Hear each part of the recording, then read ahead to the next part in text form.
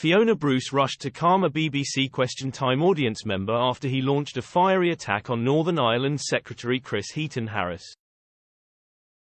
Fiona Bruce rushed to calm a fiery clash between Northern Ireland Secretary Chris Heaton-Harris and an audience member on BBC Question Time tonight. The cabinet member was directly criticised for washing his hands of responsibility for having a functioning executive in Northern Ireland, which is currently at an impasse in a row over post-Brexit trading arrangements.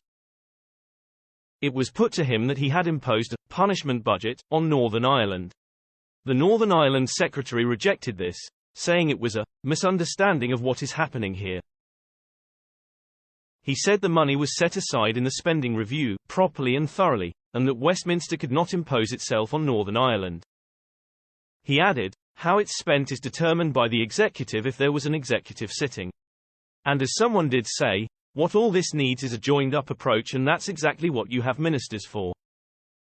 He later said he was happy to talk with a reformed executive about what makes a budget sustainable. The audience member told the minister to get your finger out and start doing it. He added, the public services here are falling apart. Everything is falling apart in Northern Ireland and it's on your watch. Ms. Bruce was forced to intervene when a heckler began shouting in the audience. She shouted repeated demands to hang on while Mr. Heaton-Harris finished making his remarks. Meanwhile, DUP leader Sir Geoffrey Donaldson has said he believes the UK government is moving closer to addressing his party's concerns over post-Brexit trade.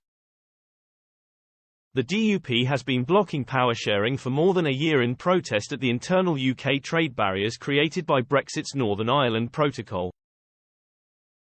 The party says the framework deal struck by the EU and the UK to reform the protocol does not sufficiently address its concerns and has made clear it will not accept a return to devolution until the government provides further assurances, by way of legislation, over Northern Ireland's place in the UK internal market.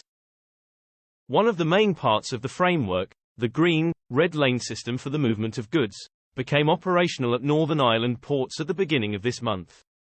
Talks between the DUP and the government have been ongoing over the summer. Sir Geoffrey was responding to BBC Question Time audience member Gary Clark, who asked, how much longer should the people of Northern Ireland have to tolerate a lack of devolved government and crumbling public services?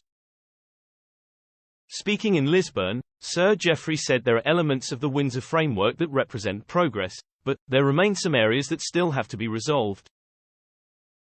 He added, I think we are closer to finding a resolution than we were at the beginning of this process when no one was listening when the EU said there would be no renegotiation.